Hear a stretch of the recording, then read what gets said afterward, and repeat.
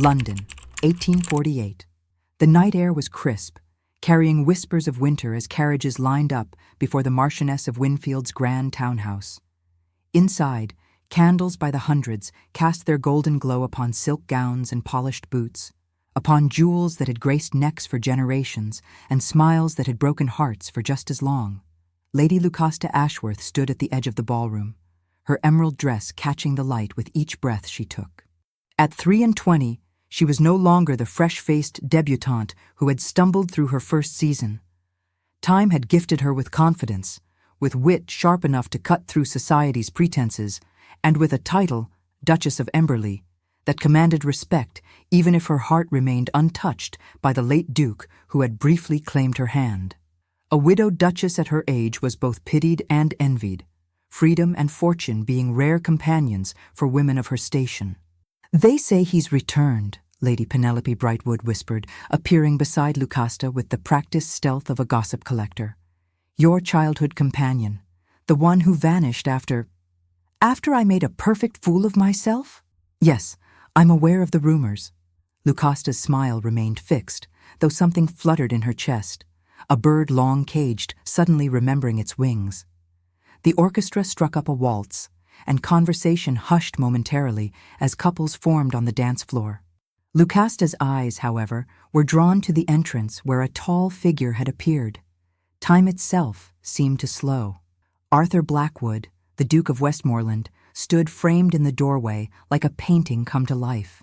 His dark hair was longer than society deemed fashionable, his shoulders broader than when he'd left London a year ago. His face, once boyish in its openness, had hardened into something more dangerous, more guarded. "Oh my," Lady Penelope breathed. "He's certainly changed." Indeed he had. Gone was the young man who had climbed trees with Lucasta as children, who had taught her to fish in his family's stream, who had looked at her with devotion she'd been too blind to recognize. In his place stood a stranger with familiar eyes, eyes that now swept the room with cool detachment, until they found her, one heartbeat, two. The moment stretched between them, a lifetime of memories crossing the crowded ballroom floor faster than either could step across it. Then he bowed slightly, formally, the gesture of a man acknowledging a distant acquaintance rather than the woman who had once known his every secret. "I believe," Lucasta said quietly, "I need some air." She slipped away before Lady Penelope could protest, weaving through the crowd with practiced grace, nodding at acquaintances without stopping for conversation. The terrace doors offered escape, and the night beyond embraced her with merciful coolness against her flushed skin. "Running away, Your Grace?" His voice, different somehow, deeper, with an edge that hadn't been there before, yet unmistakably his. Lucasta turned slowly, her hands gripping the stone balustrade. "Arthur, Duke of Westmoreland, if you please." His smile didn't reach his eyes. "We wouldn't want to be improper." "Since when have you cared for propriety?" The words escaped before she could stop them, echoes of a familiarity they no longer shared. "Since I learned that familiarity breeds contempt." He stepped closer, moonlight carving shadows beneath his cheekbones. "Or perhaps it breeds misunderstanding. Like a brother, I believe were your exact words, before half the ton." There it was. The wound she had inflicted, still raw despite the passage of time. "I didn't know," she whispered. "What didn't you know, Duchess? That I had loved you since we were 16? That every gentleman caller I endured at your side was a dagger to my heart? Or that your careless words would drive me from the only home I'd ever known?" Lucasta felt tears threatening, but pride kept them at bay. "You never said a word. Not one word, Arthur. How was I to know what you kept hidden?" "Hidden?" A harsh laugh escaped him. "I wrote you a letter, poured my soul onto those pages. Left it with your lady's maid the night before that damnable ball." Confusion clouded her features. "I never received any letter." Something flickered in his expression, doubt, perhaps. But then the mask of indifference slipped back into place. "It hardly matters now," he said, his voice controlled once more. "I've returned only to settle affairs before departing for the continent. My estate in Derbyshire borders your late husband's lands. I intend to sell my property there. We'll need to discuss boundaries. You're selling Thornfield? The shock of it momentarily eclipsed everything else. But you love that place. The stream where we— Business, he interrupted. Nothing more. My solicitor will contact yours. With that, he bowed again, that same impersonal gesture that erased their history, and turned to leave. Wait! Lucasta called after him. Will you at least be civil enough to dance with an old friend? Arthur paused, his back to her, shoulders tense beneath his perfectly tailored coat. Friend, he repeated, the word like glass in his mouth. Then he faced her once more, offering his arm with cold formality. As you wish, Your Grace. They returned to the ballroom, a matched pair in beauty, if not in spirit, and took their places among the dancers. His hand at her waist was proper in its placement, improper in how it burned through the fabric of her gown. Their steps were perfect, their conversation non-existent. Around them, speculation flew faster than the notes from the violins. The childhood friends reunited, someone murmured. He fled England because of her, you know, came another whisper. She told him he was like a brother, poor man. And now he looks at her as no brother ever should. The music reached its crescendo, and Arthur released her with the promptness of a man escaping flame. Satisfied? He asked, voice low enough that only she could hear. Before she could answer, Lady Penelope appeared at her side. Lucasta, darling, you simply must come meet the new American attaché. So dreadfully handsome, and they say his family owns half of Boston. Arthur's jaw tightened. If you'll excuse me. And just like that, he was gone again, cutting through the crowd with determined strides. Lucasta watched him go, an emptiness opening inside her that had nothing to do with hunger and everything to do with regret. My goodness, Lady Penelope said, fanning herself. The air between you two could freeze champagne. What happened on that terrace? History, Lucasta replied softly. Just history. But as the night wore on and Arthur kept his distance, she couldn't help but wonder about this letter he claimed to have written, the one she had never received, and about the wall he had built around his heart, brick by painful brick. A wall she had unwittingly helped to construct with 5 careless words. Like a brother to me. 1 week later found Lucasta standing in the entrance hall of Emberley Park, her late husband's country estate in Derbyshire. Rain lashed against the windows, turning the afternoon sky to twilight despite the early hour. The journey from London had been long and muddy, her carriage wheels sinking into spring-softened roads with alarming frequency. Yet despite the discomfort, a weight had lifted from her shoulders the moment the manor house had come into view. Here, away from London's prying eyes and wagging tongues, she could breathe. Your Grace? Mrs. Winters, the housekeeper, curtsied deeply. We weren't expecting you until next week. Change of plans, Lucasta said, handing her damp cloak to a waiting footman. London held little charm this season. What she didn't say was that Arthur's return had made the city unbearable, every ball an opportunity for awkward encounters, every street a chance to stumble upon his tall figure. Even her dreams had betrayed her, filling her nights with memories of his cold eyes and the letter she had never seen. We'll have your rooms prepared immediately, Mrs. Winters assured her. And perhaps some hot tea while you wait? Perfect, thank you. Lucasta made her way to the library, her favorite room in the sprawling manor. The late Duke had rarely used it, preferring his hunting lodge to books, which had made it all the more appealing to her. She had spent the brief months of their marriage transforming the space, adding comfortable chairs and selecting volumes that interested her rather than merely impressing visitors. She stood now before the rain-streaked windows, watching water cascade down the glass like tears she refused to shed. Beyond the formal gardens lay the boundary between Emberley Park and Thornfield, Arthur's ancestral home. How many times had they crossed that invisible line as children, ignoring the arbitrary divisions of property to explore streams and fields together? And now he meant to sell it all. A knock at the door interrupted her thoughts. Your tea, Your Grace, said a maid, entering with a laden tray. Thank you, Jenny. Set it there, please. The girl complied, then hesitated, twisting her apron between nervous fingers. Is something troubling you? Lucasta asked gently. It's just, there's been a rider from Thornfield, Your Grace. The Duke of Westmoreland presents his compliments and wishes to inform you that he has arrived at his estate and would call upon you tomorrow to discuss business matters. Lucasta nearly dropped her teacup. He's here, at Thornfield? Yes, Your Grace. Arrived yesterday, they say. Of all the coincidences. She had fled London to escape him, only to find he had preceded her to the very place she sought refuge. Please inform His Grace's messenger that I will receive him at 11 tomorrow morning. Yes, Your Grace. The maid curtsied and departed, leaving Lucasta alone with her turbulent thoughts. Sleep proved elusive that night. The wind howled around the eaves of Emberley Park like a mournful spirit, and rain continued its relentless assault against the windows.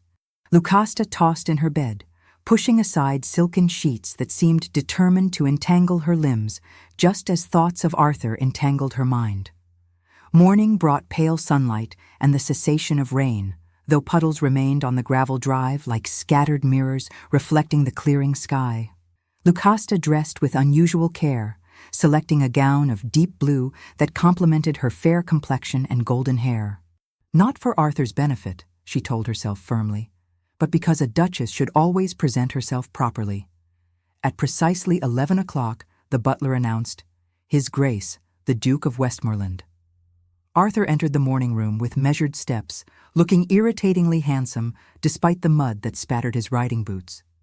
His cravat was tied with mathematical precision, his coat molded to broad shoulders that had developed during his year away.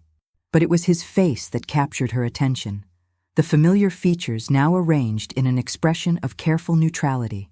Your Grace, he said, bowing slightly.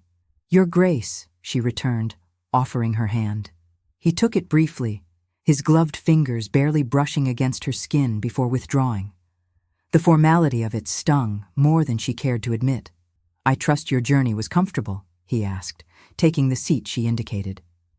As comfortable as English roads allow. And yours? The same. Silence stretched between them, thick with unspoken words. Outside, a gardener's rake scraped rhythmically against stone, the sound unnaturally loud in the quiet room. You mentioned business matters, Lucasta said finally, unable to bear the tension. Yes. Arthur straightened in his chair. As I said in London, I intend to sell Thornfield. However, there appears to be some discrepancy regarding the boundary between our properties. The stream that runs through the eastern meadow. The one where you taught me to fish, she interrupted softly. His jaw tightened momentarily. The very same. According to my father's records, the boundary lies 3 yards west of the stream. Your late husband's documents apparently claim the boundary is the stream itself. I see. Lucasta folded her hands in her lap. And this matters because? Because the difference represents approximately 2 acres of land, including the old oak with the carved initials. Their initials. L.A. and A.B. cut into the bark one summer afternoon when they were 14, a secret pact of friendship that had meant everything to 2 children, caught in the rigid expectations of their class. I remember, she said quietly. Something flickered in his eyes. A brief softening, before he continued in that same businesslike tone. My solicitor suggests we commission a proper survey before proceeding with any sale. I thought it prudent to inform you personally rather than through legal channels. How considerate. She couldn't keep the edge from her voice. Though it seems a great deal of trouble for a tree and a small parcel of land. Perhaps to you. His voice cooled further. But I prefer clarity in all my dealings. Unlike our friendship, hung unspoken between them. Lucasta stood abruptly, moving to the window. The sun had fully emerged now, turning raindrops on new leaves to diamonds.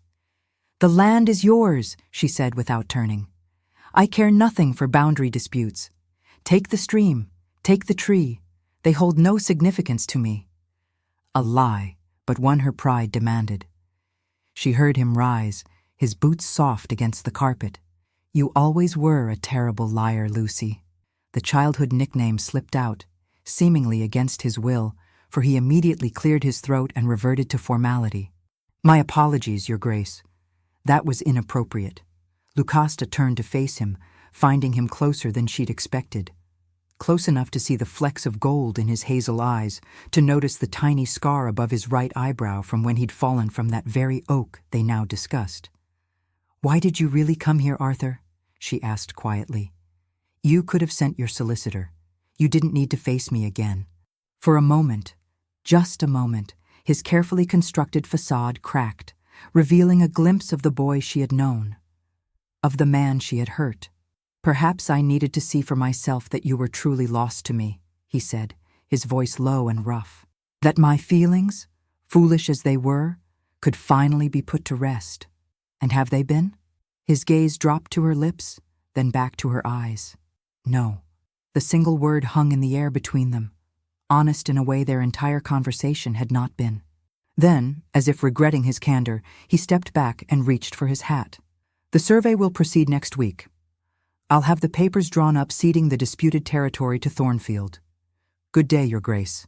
He strode from the room without a backward glance, leaving Lucasta staring after him, her heart pounding as if she'd run a great distance.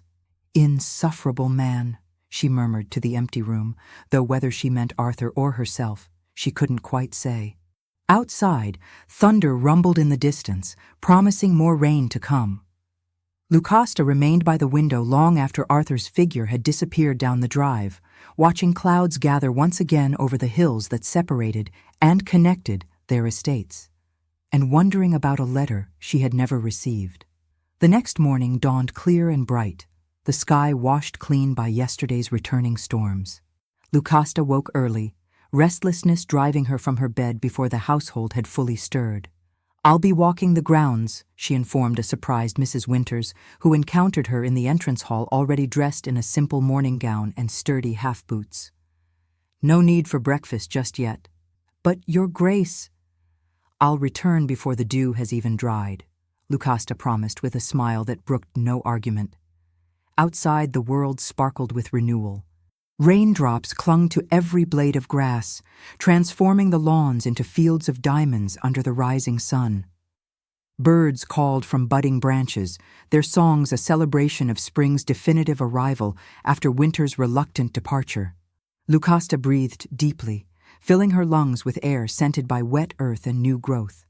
Her steps, initially aimless, soon found purpose as she followed a familiar path toward the eastern meadow, toward the stream, toward the oak tree that now stood at the center of a property dispute as artificial as the boundary it marked. The hem of her gown darkened with dew as she crossed the meadow, but she paid it no mind. Her thoughts were occupied with memories of summers past, of laughter shared beneath that ancient oak, of secrets whispered between two children who had found in each other the understanding their families often failed to provide. She reached the stream, its waters running high and swift with recent rain. The morning sun caught its rippling surface, turning each wavelet to liquid gold. On the opposite bank stood the oak, massive and eternal, its new leaves the tender green of beginnings. Lucasta gathered her skirts and stepped carefully across the stream, using protruding rocks as stepping stones. The last rock wobbled beneath her weight, and she nearly lost her balance before leaping the remaining distance to the opposite shore. "Still as graceful as a newborn colt, I see." The voice startled her so badly she nearly tumbled backward into the water. There, leaning against the oak with arms crossed and one eyebrow raised in sardonic amusement, stood Arthur. "You!" she exclaimed, heart pounding from surprise and indignation. "What are you doing here at this hour?"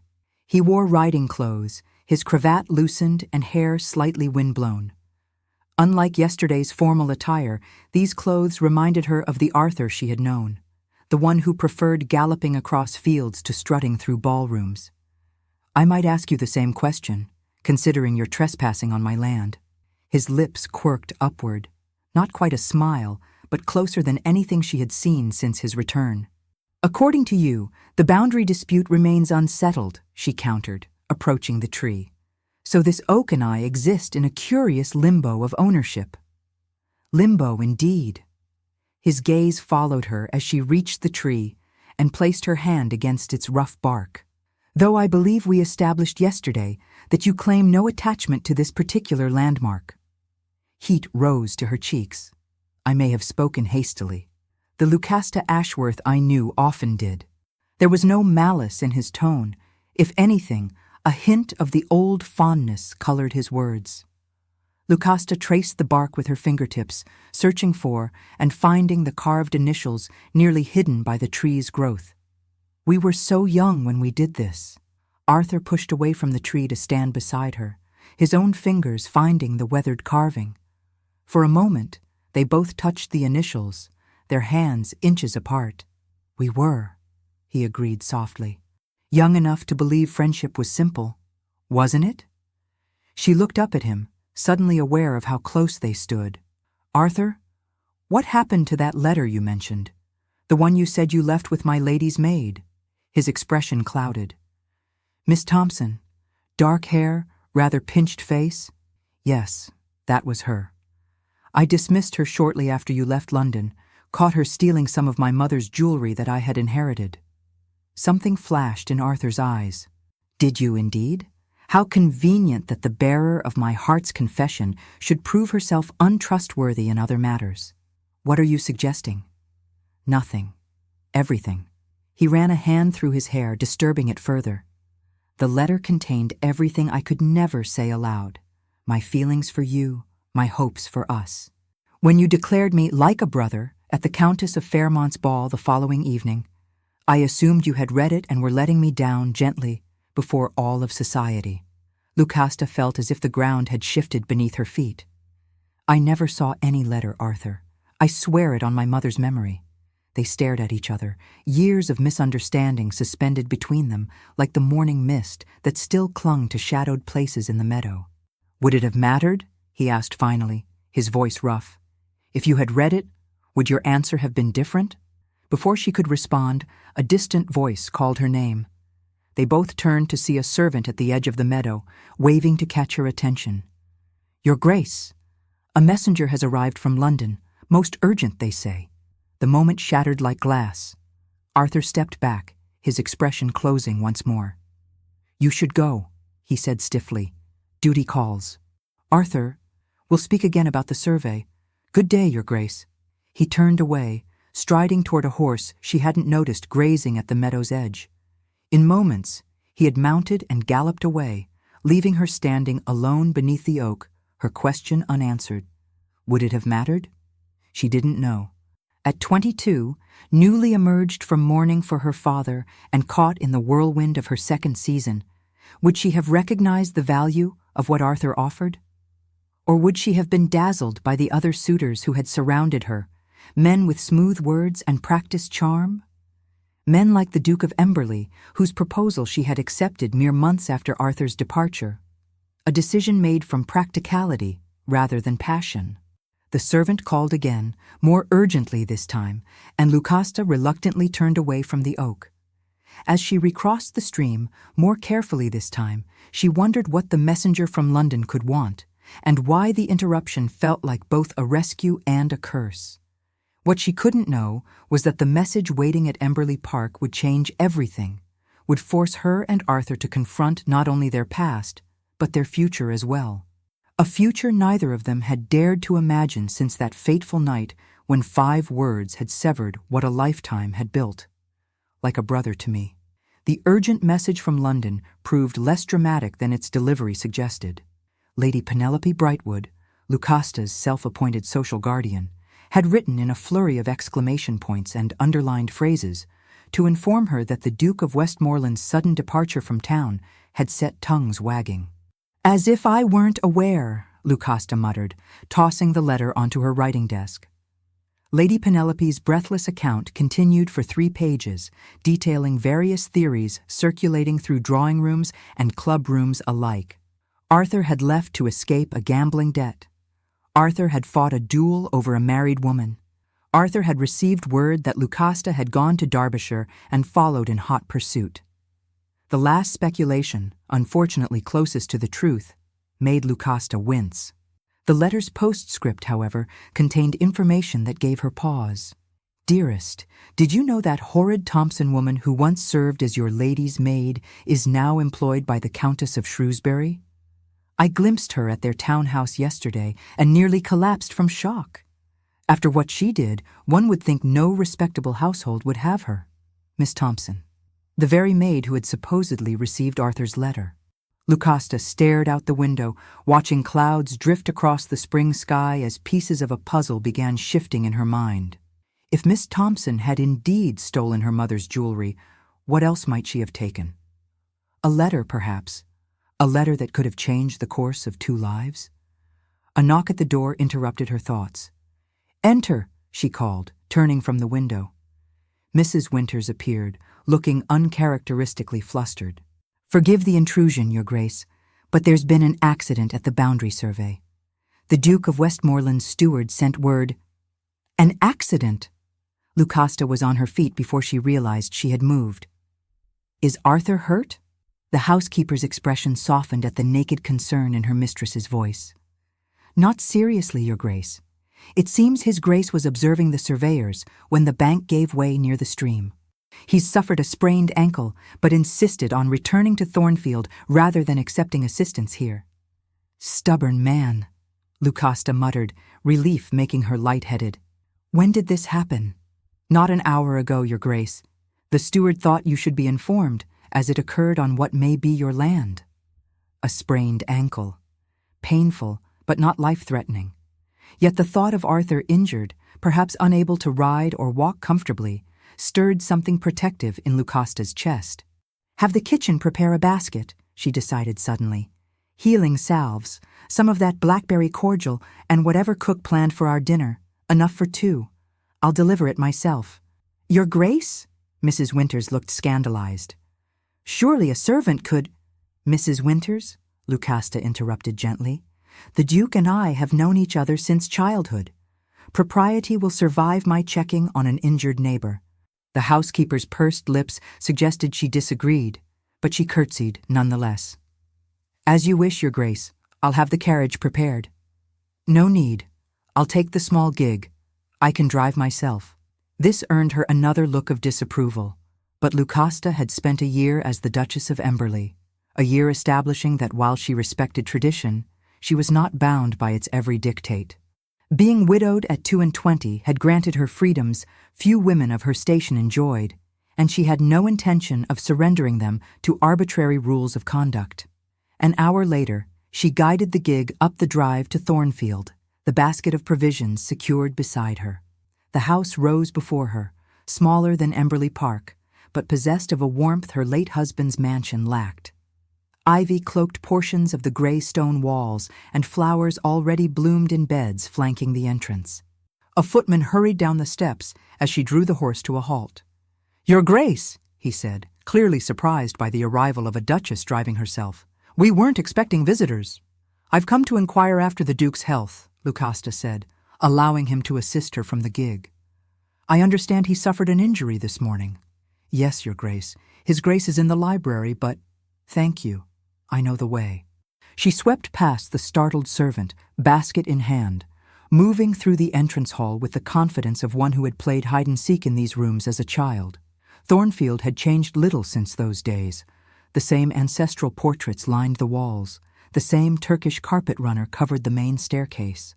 Lucasta paused outside the library door, suddenly uncertain. What if Arthur didn't want to see her? What if her concern was unwelcome? Before she could retreat, the door swung open, revealing a surprised butler. "Your Grace," he stammered, clearly as taken aback as the footman had been. Over his shoulder, she glimpsed Arthur seated in a leather chair, his injured leg propped on a footstool, a book abandoned in his lap. His eyes widened at the sight of her. "The Duchess of Emberley, Your Grace," the butler announced unnecessarily. "Thank you, Edwards," Arthur said, recovering his composure. "You may leave us." The butler hesitated, propriety warring with obedience, before bowing and withdrawing. The door closed with a soft click, leaving Lucasta and Arthur alone. "This is unexpected," he said, making no move to rise. Whether from injury or indifference, she couldn't tell. Lucasta lifted the basket slightly. "I brought provisions for the wounded." A reluctant smile tugged at his lips. "I'm hardly at death's door. A sprained ankle will heal in time." "So I gathered. Still, I thought you might appreciate cook's roast pheasant more than whatever bachelor fare your kitchen provides." She moved further into the room, setting the basket on a table near his chair. "And this salve works wonders for sprains. My groom swears by it." Arthur watched her, wariness and something warmer battling in his expression. "You didn't need to come yourself. I wanted to." She met his gaze directly. "We were interrupted this morning." Understanding dawned in his eyes. "Ah, the eternal question, would it have mattered?" "Yes." He looked away, his profile strong against the light from the window behind him. Outside, rain had begun again, pattering softly against the glass. "I don't know what to make of you, Lucasta," he said finally. "A year ago, you broke my heart without a second thought. Now you appear at my home, bringing food and medicine like a ministering angel." "I didn't know I had broken your heart," she replied quietly. "Not until London." His laugh held no humor. "How could you not have known? Everyone else did. Why do you think the ton found your brother comment so amusing? The entire room knew of my feelings. Everyone except you, apparently." Lucasta sank into the chair opposite his, her hands folded tightly in her lap. "I've been thinking about that letter, the one your Miss Thompson claims to have delivered." She was hardly my Miss Thompson. And I didn't say she claimed to have delivered it. I said I left it with her. A distinction without a difference, perhaps." Lucasta took a breath. "I received a letter today from Lady Penelope Brightwood. She mentioned, quite by chance, that Miss Thompson now works for the Countess of Shrewsbury." Arthur raised an eyebrow. "Your point being?" "The Countess's son, Lord Shrewsbury, was among my most persistent suitors that season. Before you left." Understanding dawned slowly in Arthur's eyes, followed by a flash of anger. "You think she intercepted my letter at his behest? To eliminate a rival?" "I think it's worth considering," Lucasta said carefully. "Miss Thompson was dismissed for theft shortly after. Perhaps Lord Shrewsbury paid her to ensure his path remained clear." Arthur's jaw tightened. "If that's true—" "We can't know for certain," she interrupted, "not without confronting Miss Thompson herself. But it would explain why I never received your letter." Silence fell between them, broken only by the soft patter of rain and the ticking of a clock on the mantelpiece. Arthur studied her face, searching for something. Truth, perhaps, or the answer to a question he hadn't asked. "Would it have mattered?" he repeated softly. "If you had read it." Lucasta met his gaze, honesty compelling her where pride might have counseled silence. "I don't know, Arthur. I was young and foolish, dazzled by my second season. But I've always cared for you, more than perhaps I understood. And now?" The question hung between them, weighted with possibility. "Now I'm a widow who drives herself about the countryside, bringing baskets to injured dukes," she said, a hint of her old spark returning. "And wondering what might have been different if a letter had reached its intended recipient."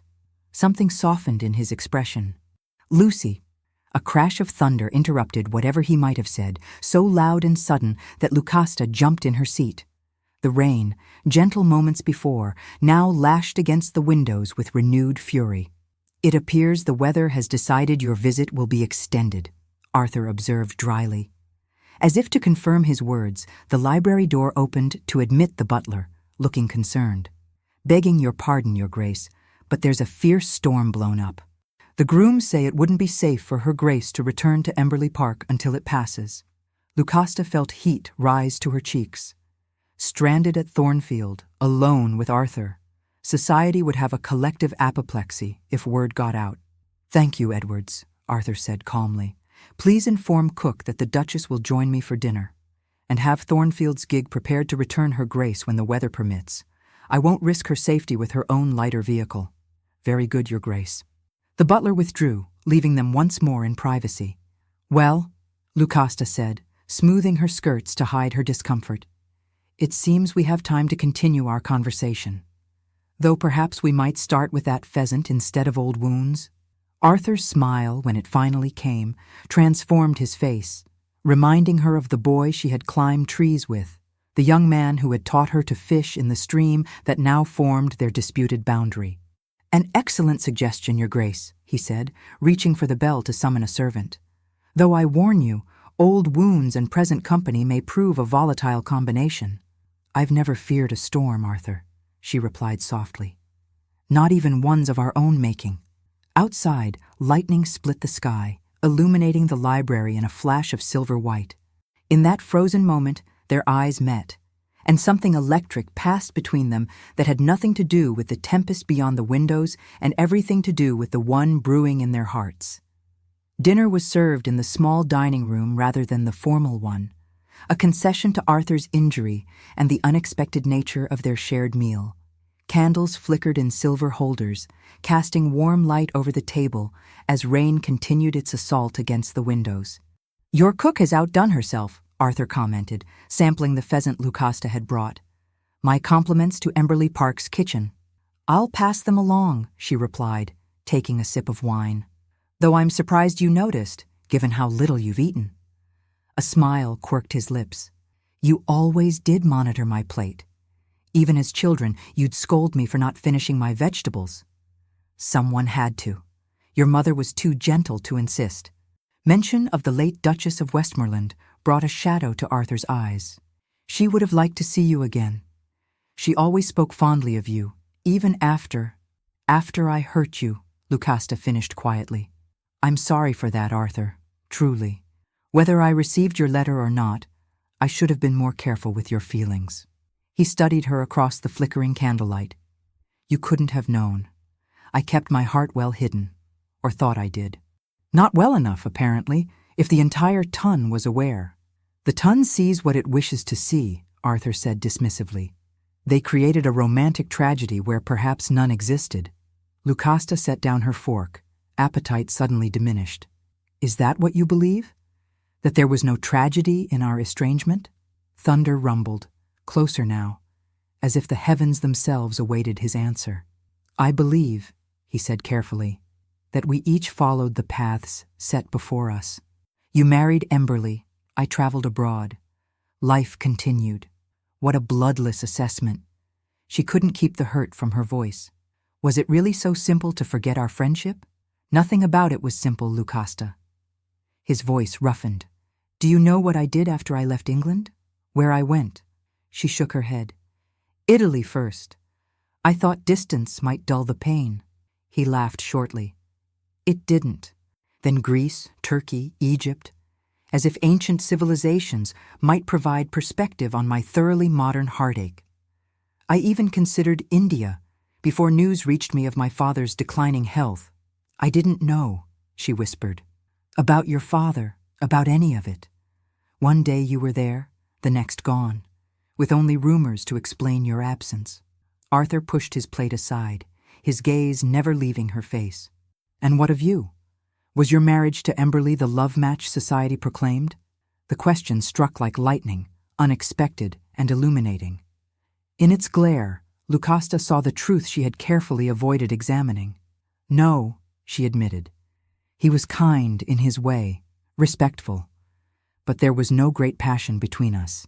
"Then why?" "Because he asked, and I was expected to accept." The words tasted bitter, like truth long denied. "Because my mother had arranged it before her death, and I couldn't bear to disappoint her memory. Because the Duke of Emberley offered security and position, and after losing both parents, those seemed valuable commodities." "And after his death, did you mourn deeply?" The question was gentle, without accusation. Lucasta looked down at her black dinner gown, simplified, but still signaling her widowed state. "I mourned the man who had been kind to me. I mourned the brevity of his life, but I did not mourn as a woman who had lost her heart's companion." Silence fell between them, heavy with honesty neither had intended to voice. Outside, the storm reached its crescendo, rain lashing the windows in sheets, while thunder shook the very foundations of Thornfield. "It appears neither of us found happiness in the paths we chose," Arthur said finally. "Perhaps because they weren't truly chosen," Lucasta replied, looking up to meet his gaze, "but dictated by circumstance and expectation." Something shifted in the air between them, a door opening, or perhaps a wall crumbling. "Dance with me," Arthur said suddenly. Lucasta blinked in surprise. "Your ankle." We'll survive one dance." He rose, wincing slightly as he put weight on his injured leg. "There was a time when you were trying to teach me the proper way to waltz, before my dancing master could correct my abominable form, as you called it." The memory brought a smile to her lips. "You stepped on my toes no fewer than 12 times. An exaggeration. It was 10 at most." He extended his hand across the table. Humor an injured man? She should refuse. Propriety demanded it. Yet propriety had already been stretched thin by her presence at Thornfield, stretched further by their private dinner. What was one dance compared to these greater breaches? Lucasta placed her hand in his. "No stepping on toes this time. I make no promises." A footman appeared to clear their plates, his expression carefully neutral despite the unusual sight of his master preparing to dance in the dining room. Arthur nodded toward the connecting door. "The music room, I think. Edwards, please have someone light the candles there." "Already done, Your Grace, in case you and Her Grace wish to retire there after dinner." Efficient as always. Supporting his weight partially on Lucasta's arm, Arthur led them through to the music room, where a pianoforte stood near tall windows that in daylight would overlook the gardens. Now they reflected only the room's interior, candle flames multiplied in the dark glass like earthbound stars. "There's no music," Lucasta observed as they reached the center of the room. "We'll make our own." Arthur placed one hand at her waist, holding her other hand aloft in proper form. "You always hummed when we practiced." "Did I?" She hadn't remembered that detail. "Dreadfully off-key," he added with a smile that reached his eyes for the first time since their reunion. "But charming nonetheless. You're hardly in a position to criticize given your dancing prowess." Nevertheless, as they began to move in slow, careful circles to accommodate his injury, Lucasta found herself humming a simple waltz. Arthur's hand was warm at her waist, his touch light but firm. They moved together with the awkward grace of dancers, long unpracticed with each other's rhythms, yet still retaining some memory of former synchronicity. "Better," she murmured, as he successfully navigated a turn without faltering. "You've improved." "Continental practice," he replied, his voice lower than before, "though my partners lacked your candor in pointing out my flaws. A disadvantage of dancing with strangers rather than friends. Is that what we are now, Lucy? Friends again?" The question hung between them as they continued their slow revolution around the music room floor. Outside, the storm began to recede, thunder now a distant rumble rather than an immediate threat. "I'd like to be," she said honestly. "I've missed your friendship more than I allowed myself to acknowledge." His hand tightened slightly at her waist. "Just friendship?" Lucasta missed a step, her humming faltering. Arthur steadied her, drawing her infinitesimally closer in the process. "What else could there be?" she asked, her voice barely above a whisper. "The contents of a letter never delivered," he answered, equally soft. "Feelings never properly expressed nor properly rejected." They had stopped moving now, standing still in the center of the music room, while candlelight flickered around them and rain tapped a gentler rhythm against the windows. "Arthur," a knock at the door interrupted whatever she might have said. They stepped apart hastily as Edwards entered. "Forgive the intrusion, Your Grace, but the storm has passed. The gig has been prepared as you requested." "Thank you, Edwards." Arthur's voice betrayed nothing of the moment's intensity. "Please inform Her Grace's groom that she will be departing shortly." "Very good, Your Grace." When they were alone again, the spell had broken. Arthur stood with careful formality, his injured leg obviously paining him after their impromptu dance. "You should sit," Lucasta said, concern replacing confusion. "Your ankle." "Will heal," he finished, but allowed her to help him to a nearby chair. "Thank you for the dance, Duchess, and for the provisions." "The least I could do for an injured neighbor," she replied, retreating behind the safe walls of propriety. "Indeed." Something in his tone suggested disappointment, though his expression revealed nothing. "Perhaps we might continue our discussion of the property boundary another time, when I'm more mobile." Lucasta nodded, gathering her shawl from where she'd left it upon entering. "I would like that. And Arthur," he looked up, waiting. "I'm glad the storm brought us this evening," she said simply. "Whatever else remains unresolved between us." His smile, when it came, held a warmth that reached his eyes, a glimpse of the Arthur she had known. "As am I, Lucy, as am I." She left Thornfield with the taste of unspoken words on her tongue and the memory of his hand at her waist, both more intoxicating than the wine they had shared. The night air was cool and clean after the storm, stars beginning to appear in breaks between scudding clouds. As Emberley Park came into view, its windows glowing with welcoming light, Lucasta found herself wondering what might have been written in that missing letter, and what her heart might have answered had she read it. More importantly, what her heart might answer now if Arthur found the courage to speak those words again. The following day brought Mrs. Winters to Lucasta's study with a concerned expression and a small parcel. "This arrived for you, Your Grace," the housekeeper said, placing the package on the desk. "From Thornfield." "Thank you, Mrs. Winters." Lucasta kept her tone neutral despite the quickening of her pulse. "Is there something troubling you?" The older woman hesitated. "It's not my place to comment on Your Grace's movements, but you're concerned about my visit to the Duke of Westmoreland yesterday." "There has been talk among the servants," Mrs. Winters admitted. "With you being alone there during the storm?" "I see." Lucasta straightened in her chair. "And what do you think they're saying in the village? That the widowed Duchess of Emberley has found consolation with her childhood friend? Or perhaps something less charitable?" Mrs. Winters flushed. "Your Grace, I would never suggest, but others might." Lucasta softened her tone. "I appreciate your concern, Mrs. Winters.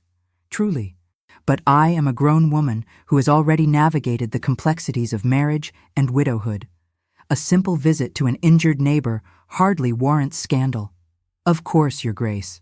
The housekeeper curtsied, chastened. "Will there be anything else?" "No, thank you." Lucasta waited until the door closed behind Mrs. Winters before reaching for the parcel. It was wrapped in simple brown paper, secured with string rather than wax seal. No note accompanied it externally. Curious, she untied the string and unwrapped the paper to reveal a small wooden box, intricately carved with vines and leaves. Inside, nestled on a bed of velvet, lay a silver fish hook, small, perfectly formed, and attached to a length of fine catgut. Lucasta lifted it carefully, a smile tugging at her lips as memory surfaced. Arthur, standing knee-deep in the stream, sunlight glinting off the water as he demonstrated how to tie a hook properly. "Not so tight that it breaks the line, not so loose that the fish escapes with your bait," he had instructed, his 14-year-old face serious with the responsibility of teaching her this essential skill. Beneath the hook lay a folded piece of paper. She opened it to find Arthur's bold, slanting handwriting. "For the next time you find yourself by the stream. The fish are particularly eager this season, much like certain memories. A. No elaborate declaration. No mention of their dance or their conversation. Just a simple gift that acknowledged their shared past without demanding recognition of feelings left unspoken." It was perfectly, frustratingly, Arthur. Lucasta ran her finger along the hook's curve, her mind racing. Should she respond? How? A formal thank you note seemed inadequate, yet anything more intimate might be presumptuous. Before she could decide, another knock came at her study door. "Yes?" she called, quickly returning the fish hook to its box. The butler entered, bearing a silver salver with a letter. "From London, Your Grace, marked urgent." Lucasta took the letter, recognizing Lady Penelope's elaborate handwriting. "Thank you, Simmons." Alone again, she broke the seal on Lady Penelope's letter, half expecting more society gossip. Instead, the contents made her blood run cold. "My dearest Lucasta, I write in greatest haste and distress. You must return to London immediately. Lady Shrewsbury has been spreading the most appalling rumors about you and the Duke of Westmoreland, claiming that the two of you planned his departure from London in concert, that you meet in secret at your country estates, and that your late husband's marriage to you was a desperate attempt to save you from disgrace. I have done what I can to counter these vicious claims, but your absence from town only fuels speculation. Several who attended the Marchioness of Winfield's ball now claim they witnessed an intimate exchange between you and His Grace on the terrace that night.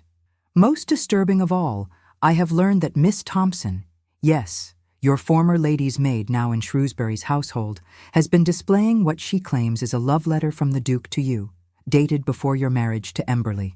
She suggests the letter proves a long-standing improper attachment between you. You must return at once to defend your reputation. I fear even your status as a Duchess will not protect you if these rumors persist unchecked. With deepest concern, Penelope. Lucasta set the letter down, her hand trembling slightly. So the missing letter had not been destroyed, but kept, preserved as a weapon to be wielded at the most damaging moment. The irony was bitter. The very declaration that might have changed the course of her life with Arthur now threatened to destroy the reputation she had carefully maintained through marriage and widowhood. She rose from her desk, moving to the window that overlooked the eastern meadow. In the distance, she could just make out the oak tree by the stream. Their oak tree, with their initials carved into its living wood. A plan began to form in her mind. Not a retreat to London to defend herself against society's judgment, but something altogether more daring. If Miss Thompson possessed Arthur's letter, then the truth of its contents could be established. Not the distorted version being circulated through drawing rooms, but the actual words Arthur had written. Words she had never had the chance to read. With sudden decision, Lucasta rang for her lady's maid. "Have the carriage prepared," she instructed when the young woman appeared. "And pack a small trunk for me. I'll be visiting Thornfield this afternoon." "Thornfield, Your Grace?" The maid looked surprised. "Not London?" "There was an urgent letter." "Thornfield first," Lucasta said firmly. "London can wait one more day." As the maid hurried to comply, Lucasta returned to her desk and penned a brief note. "Arthur, matters of importance require your immediate attention. I will call at Thornfield at 3 o'clock today. The fish must wait for another day. There are more dangerous creatures to be caught first. Lucy." She sealed it with wax, impressed with her signet ring, and handed it to a footman with instructions for immediate delivery to Thornfield. Then she settled at her desk to compose a second, longer letter, this one to Lady Penelope, outlining her intentions and requesting specific assistance upon her arrival in London. If society wanted scandal, she would give them one worthy of their attention, but on her terms, not as a victim of malicious gossip.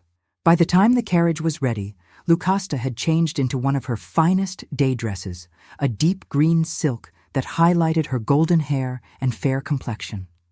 Not mourning black, which she had worn more from convention than grief, but a color that spoke of life and renewal, a color that reminded her of spring leaves on an ancient oak by a disputed stream. As the carriage rolled down the drive of Emberley Park, Lucasta felt a curious lightness despite the gravity of Lady Penelope's news. For the first time since Arthur's return, she knew exactly what she wanted, and it had nothing to do with property boundaries or societal expectations. It had everything to do with a letter written over a year ago, and feelings that had never truly died, despite time and distance and misunderstanding. Whether Arthur still shared those feelings remained to be seen. But Lucasta was determined to find out. Before London's drawing rooms could pass final judgment on a love story they had neither the right nor the ability to understand. Chapter 7. Arthur was waiting in the entrance hall when Lucasta arrived at Thornfield. His injured ankle evidently improved enough to allow him to stand, albeit with the assistance of a polished walking stick. "Your note sounded ominous," he said without preamble, as a footman helped her remove her traveling cloak. "What dangerous creatures require our immediate attention?" "Perhaps we might discuss this in private," Lucasta replied, acutely aware of the servants hovering within earshot. Arthur's expression sharpened with concern. "Of course. The library?" He led the way, his limp less pronounced than she had expected. The library welcomed them with afternoon sunlight streaming through tall windows, illuminating dust motes that danced in the air like tiny stars. As soon as the door closed behind them, Arthur turned to face her. "What's happened?" Wordlessly, Lucasta handed him Lady Penelope's letter. His expression darkened as he read, jaw tightening with each line until he looked up, fury blazing in his eyes. "This is outrageous, absolute slander." "It's worse than slander," Lucasta said quietly. "It's a twisted version of the truth, which makes it all the more dangerous." "What truth?" Arthur demanded, tossing the letter onto a nearby table. "That we were childhood friends? That I harbored feelings for you? Neither is scandalous." "The letter, Arthur." She met his gaze steadily. "Miss Thompson has it, your letter to me, and she's using it as evidence of some fictional impropriety between us." He went very still. "That's impossible. She must have destroyed it, or kept it, perhaps at Lord Shrewsbury's instruction, as insurance against the very situation we now face." Arthur raked a hand through his hair, his frustration evident in the gesture. "Even if she has it, the contents are hardly damning. I expressed my feelings, yes, but with honor and respect. There was nothing in it that could compromise you." "May I ask what exactly you wrote?" Lucasta stepped closer, unable to contain her curiosity any longer. "After all this time, don't you think I deserve to know?" Something vulnerable flickered in his expression before he turned away, moving to stand by the window. Sunlight gilded his profile, highlighting the strength of his jaw, the slight furrow between his brows. "I wrote that I had loved you since we were 16, he said finally, his voice low. "That every moment in your company had only deepened my feelings. I wrote of my intentions to speak to your guardian about courting you properly, and my hopes that you might, in time, come to return my affection." His shoulders rose and fell with a deep breath. "I wrote that I understood if you didn't share my feelings, that your friendship was precious to me regardless, but that I could no longer keep silent about what was in my heart." Lucasta felt tears threatening, a knot forming in her throat. Such simple words, yet they might have changed everything had she read them when intended. "No wonder Miss Thompson kept it," she said softly. "Such honest emotion would be incomprehensible to someone who deals in deceit." Arthur turned back to face her, his expression grave. "What do you intend to do? Return to London and confront these rumors directly?" "Eventually. But first, I need to retrieve that letter. Lucy, it belongs to me, Arthur. It was always meant for me. I won't allow it to be wielded as a weapon against either of us." His lips curved in a reluctant smile. "Always so determined. Even as a child, once you set your mind to something, heaven help anyone who stood in your way." "Does that include you?" she challenged gently. "I learned long ago the futility of opposing your will." The smile reached his eyes now, warming them to amber. "What's your plan?" Lucasta felt a rush of gratitude for his immediate support. "I leave for London tomorrow morning. Lady Penelope has arranged for me to attend Lady Shrewsbury's musical evening the day after. Miss Thompson will be there, serving the guests." "And you intend to what? Search her quarters while she's occupied with the event?" "Something like that."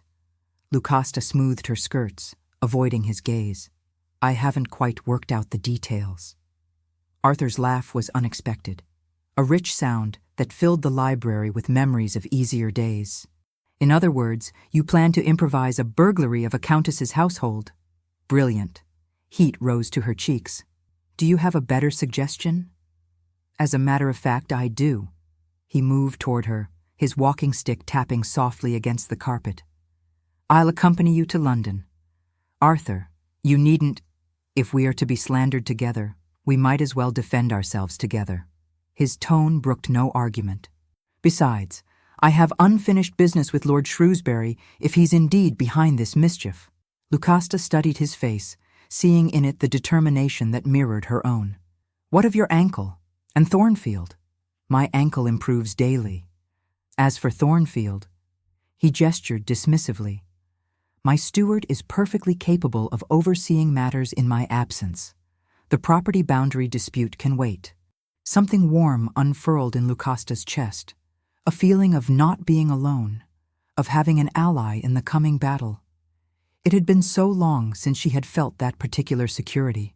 "Very well," she conceded. "We'll travel to London together. But Arthur?" "Yes? This will only fuel the rumors, being seen traveling in each other's company." His smile turned wry. The rumors exist regardless of our actions. At least this way, we face them on our own terms. It was precisely what Lucasta herself had thought earlier. Further evidence of how their minds still worked in tandem, despite the year of separation. "We leave at first light then," she said decisively. "I'll send word to Emberley Park to have my things packed for a longer stay in town. And I'll inform my London household to expect me." Arthur hesitated, then added with careful nonchalance, "My mother's sister, Lady Catherine Blackwood, resides with me in town. Her presence should provide adequate chaperonage to silence at least some of the gossips." Lucasta remembered Lady Catherine, a formidable widow with a sharp tongue and sharper wit, who had always treated her with unexpected kindness during childhood visits. "Your aunt always did enjoy scandalizing the ton almost as much as she enjoyed defending propriety, a contradiction that has served her well for 6 decades. Arthur's eyes twinkled with genuine amusement. "She'll be delighted to join our little conspiracy." Conspiracy. The word sent a shiver of anticipation through Lucasta's frame. What had begun as a simple property dispute had evolved into something far more complex and potentially far more rewarding.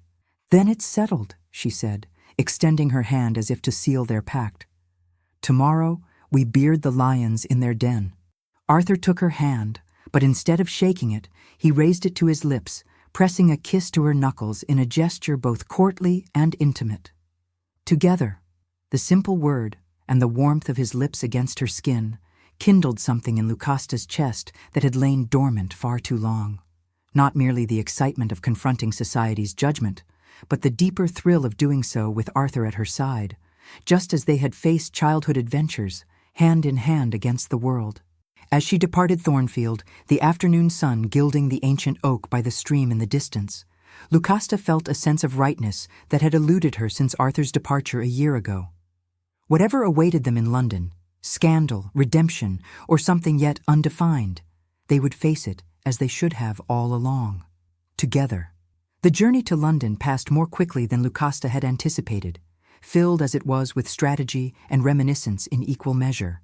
They traveled in separate carriages, but stopped at the same posting houses, taking meals together with the casual air of old acquaintances who happened upon the same road. If their matching travel schedules raised eyebrows among innkeepers and fellow travelers, neither Lucasta nor Arthur acknowledged it. "You realize," Arthur said over a simple luncheon at the White Hart in Oxfordshire, "that we'll have arrived in town before any letters announcing our impending return." Lucasta buttered a piece of bread with deliberate care. "I'm counting on it. The element of surprise may work in our favor, or it may feed directly into the narrative Lady Shrewsbury has constructed." He leaned forward, lowering his voice though they had secured a private parlor. "We're playing a dangerous game, Lucy. All the more reason to win decisively." Her eyes met his, determination evident in their blue depths. "I refuse to cower before malicious gossip, Arthur. Not when the truth is far more powerful."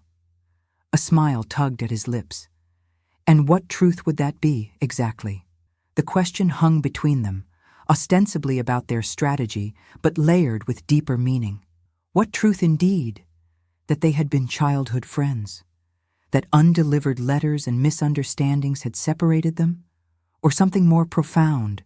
Something neither had fully acknowledged even to themselves. "The truth," Lucasta said carefully, "that we have nothing to hide. No secret liaison, no improper attachment, just a friendship mischaracterized by those with ulterior motives." If Arthur was disappointed by her answer, he concealed it well. A friendship worth defending, at any rate. Precisely. They reached London as afternoon faded into evening, the familiar cacophony of city life enveloping them after the relative quiet of the countryside. By prior arrangement, they parted ways several streets before Mayfair, each returning to their respective townhouses without the appearance of having traveled together. Lady Penelope awaited Lucasta, practically vibrating with nervous energy as she swept into the entrance hall of Emberley House. "Thank heavens you've come," she exclaimed, embracing Lucasta with unusual fervor. "The situation has grown worse daily. Lady Shrewsbury hosted a tea yesterday where she all but declared you and the Duke had been conducting an affair since before your marriage to poor Emberley. Poor Emberley indeed, Lucasta murmured, allowing a footman to take her traveling cloak. My late husband would be amused by these fabrications, I assure you. Lady Penelope's eyes widened at her tone. You don't seem appropriately distressed by this scandal, my dear. Because I refuse to grant it power through my distress. Lucasta moved toward the stairs, eager to change from her travel-stained garments. Has anything arrived for me during my absence? Several invitations were declined on your behalf, as you were supposedly in the country. Lady Penelope followed her up the staircase, including one to the Countess of Fairmont's spring ball tomorrow evening. Lucasta paused on the landing. The Countess of Fairmont? Where I made that unfortunate comment about Arthur being like a brother to me. The very same. Though I wouldn't advise attending, given the circumstances. Half the ton will be there, and you'll face nothing but sidelong glances and whispered comments. A slow smile spread across Lucasta's face. On the contrary, Penelope, I think it's exactly where I should be seen. Please send a note accepting the invitation. Lucasta, you cannot be serious. Never more so. She continued up the stairs, her mind racing ahead. And have my blue silk gown pressed for the occasion, the one with silver embroidery at the bodice. Blue, not black? Lady Penelope seemed scandalized by this departure from mourning attire. But your period of mourning has served its purpose, Lucasta interrupted gently. The Duke of Emberley has been dead for nearly a year. I've shown appropriate respect. Now it's time to live again. In the privacy of her chambers, as her lady's maid helped her change from her traveling clothes, Lucasta allowed herself a moment of doubt. Was she being reckless? Would her appearance at the Countess's ball, particularly in a gown that signaled her emergence from mourning, only add fuel to the gossip already circulating? Perhaps. But remaining secluded would accomplish nothing except to suggest shame or guilt where none existed. Besides, the Countess of Fairmont's ball would provide the perfect opportunity to observe Lady Shrewsbury in her natural habitat, surrounded by the very society she sought to influence against Lucasta. Knowledge was power in the world of the ton, and Lucasta needed every advantage she could gather before confronting the source of the rumors directly. A note arrived that evening as she dined with Lady Penelope, delivered by a discreet footman bearing the Westmoreland seal. Lucasta opened it away from her companion's curious gaze, a smile touching her lips as she read Arthur's bold handwriting. L. Arrived safely. Aunt Catherine sends her regards and expresses delighted outrage at the situation. She suggests we provide the gossips with something genuinely scandalous to discuss, though I hesitate to share her specific recommendations. I've secured an invitation to the Countess of Fairmont's ball tomorrow evening. A fitting venue, wouldn't you agree? The scene of the crime returns to the scene of another. Until then, A. His wry humor eased the last of her doubts. Whatever came next, they were in this together, a united front against society's judgment. The following evening found Lucasta ascending the Countess of Fairmont's grand staircase, Lady Penelope at her side, casting anxious glances at every face they passed. The blue silk gown had been a bold choice, its color vibrant against Lucasta's fair skin and golden hair arranged in an elegant knot at her nape. No widow's weeds, no apology in her attire or her bearing. Everyone is staring, Lady Penelope whispered urgently as they reached the ballroom entrance. Let them, Lucasta replied calmly, though her heart thundered in her chest. Half are curious, half are judgmental, and all will be disappointed if we skulk about like guilty creatures. The Countess of Fairmont greeted them with practiced warmth that didn't quite reach her eyes. Lady Lucasta, what a surprise! We had not expected you to return to town so soon. Urgent business required my attention, Lucasta replied smoothly. I couldn't possibly miss your legendary spring ball, my lady. How fortunate for us all. The Countess's gaze flickered over Lucasta's blue gown, noting the departure from mourning black. I see you've moved forward in your grief. Life continues, does it not? The Duke would have wished it so. Before the Countess could respond, a stir at the entrance drew their attention. Arthur had arrived, resplendent in evening attire, his Aunt Lady Catherine on his arm, a diminutive woman with iron-gray hair and the same hazel eyes as her nephew, though hers sparkled with mischief rather than caution. Lucasta felt rather than saw the ripple of awareness that passed through the assembled guests. The two principal players in London's latest scandal, both in attendance at the same event. It was more than the gossips could have hoped for. "Your Grace," the Countess murmured as Arthur and Lady Catherine approached. "How delightful to see you again." "Countess," Arthur bowed with perfect correctness. "May I present my aunt, Lady Catherine Blackwood? Aunt, the Countess of Fairmont." "Charmed, I'm sure," Lady Catherine said in a voice that suggested she was anything but. "Lovely ball.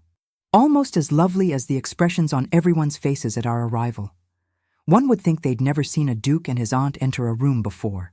The Countess blinked, momentarily nonplussed by the older woman's directness.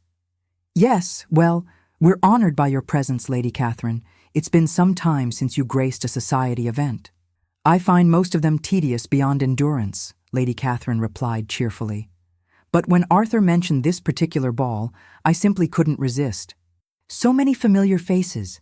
Ah, and speaking of familiar faces, Lady Lucasta Ashworth, as I live and breathe." She swept forward, bypassing the Countess entirely to embrace Lucasta with genuine warmth. "My dear girl, how beautiful you look.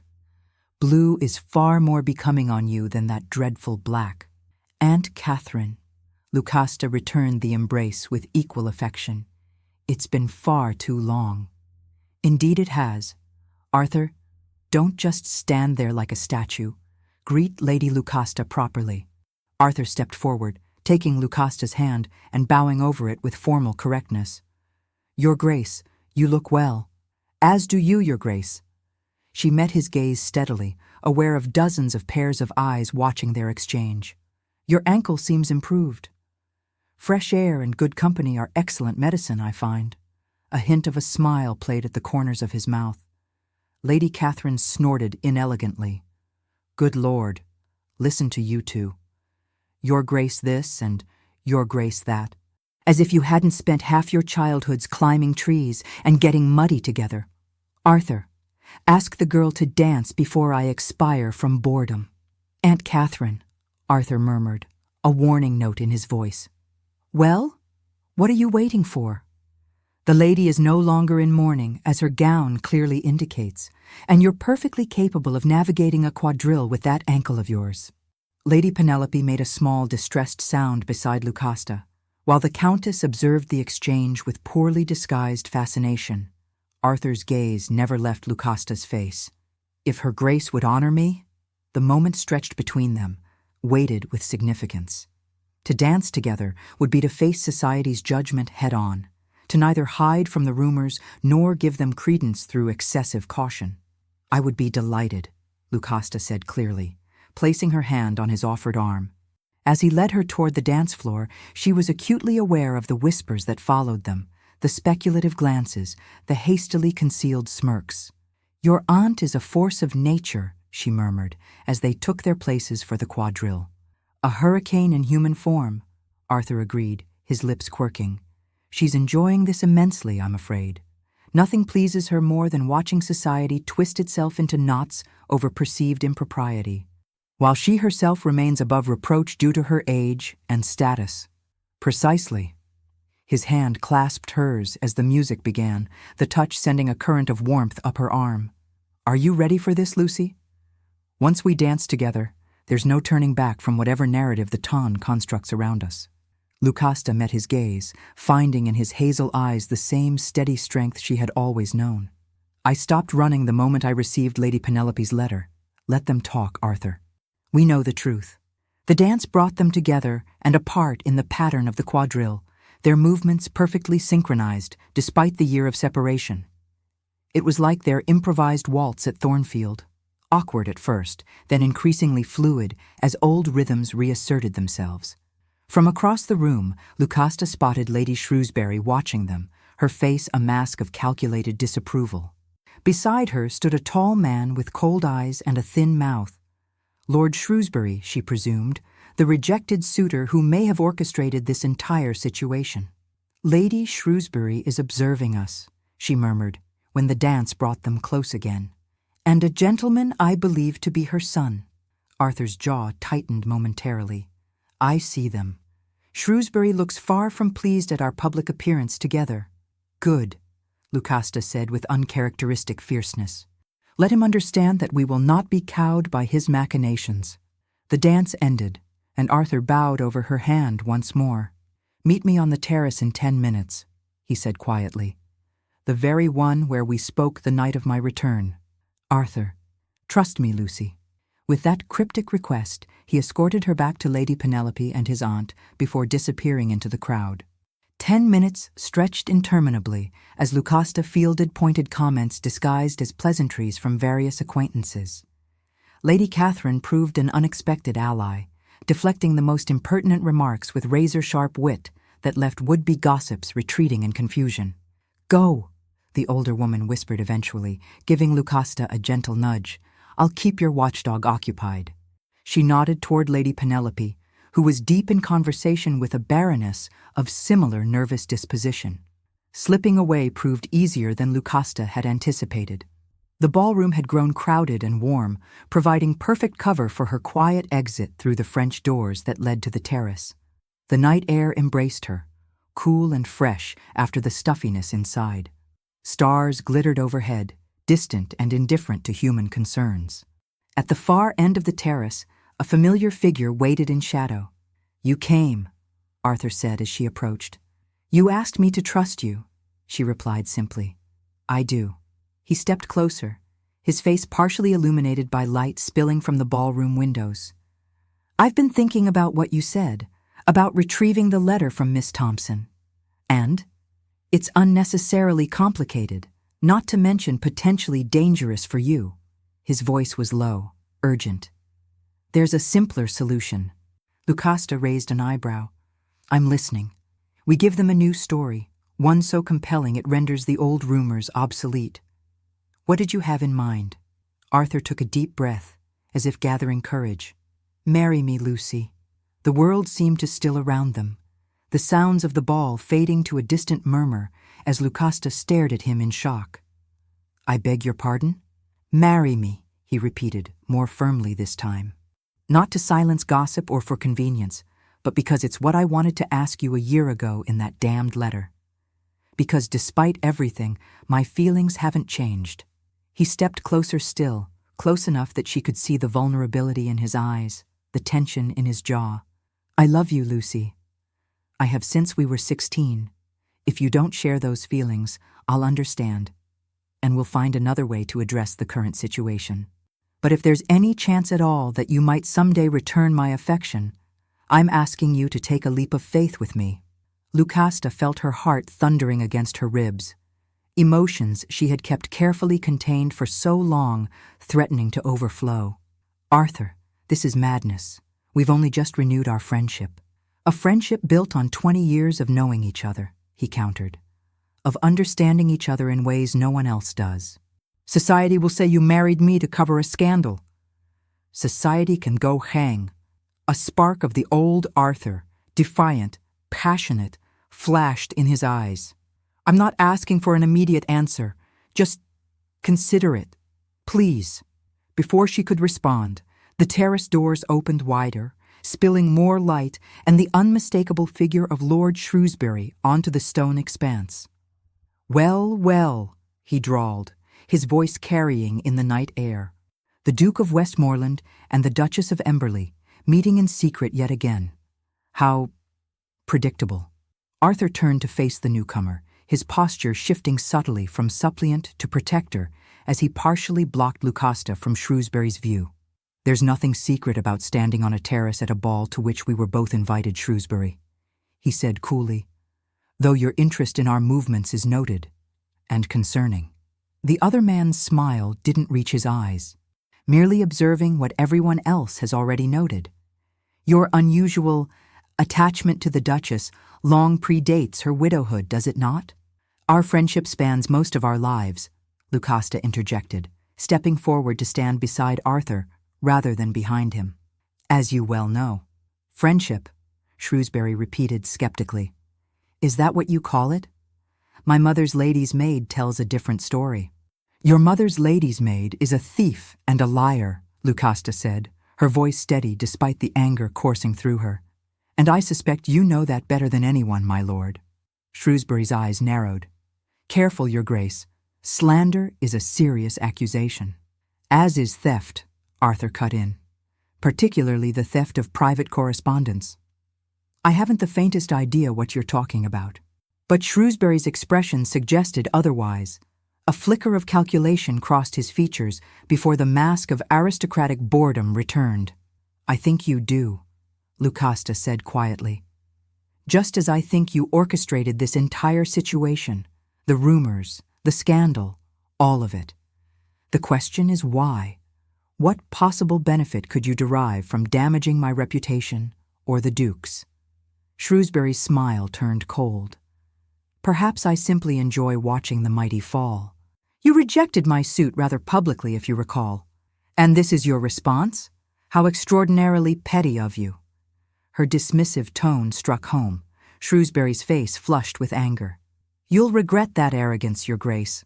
Both of you will. With that threat hanging in the air, he turned and strode back into the ballroom, leaving Lucasta and Arthur alone once more on the terrace. Well, Arthur said after a moment. That was illuminating and deeply unpleasant. Indeed, Lucasta drew a steadying breath. We've confirmed our suspicions, at least. Shrewsbury is behind this, using Miss Thompson as his instrument, which changes nothing about our circumstances. Arthur hesitated, then added softly, or about my proposal. The reminder brought Lucasta back to the moment before Shrewsbury's interruption, to Arthur's unexpected request and the emotions it had unleashed.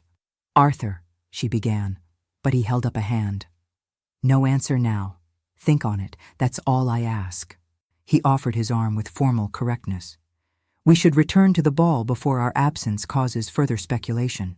Lucasta placed her hand on his arm, acutely aware of the warmth that radiated through his evening coat. Very well, but this conversation isn't finished. I should hope not, he murmured as they moved toward the doors. Some conversations, Lucy, are worth continuing even when interrupted by insufferable bores. Despite the gravity of their situation, Lucasta found herself smiling as they re-entered the ballroom. Whatever came next, confrontation with Shrewsbury, recovery of the letter, or something else entirely, she faced it with Arthur at her side. And with his proposal echoing in her heart, impossible and perfect and utterly unexpected. Marry me, Lucy.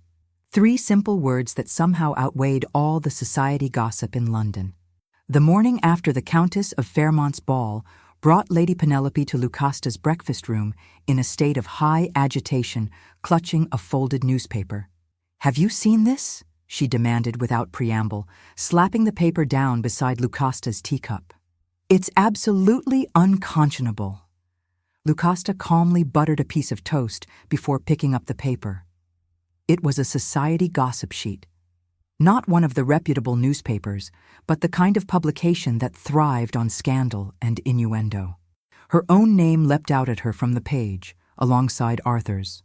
Duchess and Duke, rekindled romance or convenient cover. This correspondent was privileged to witness the much-discussed reunion of the Duke of W. and the recently widowed Duchess of E. at last night's ball hosted by the Countess of F.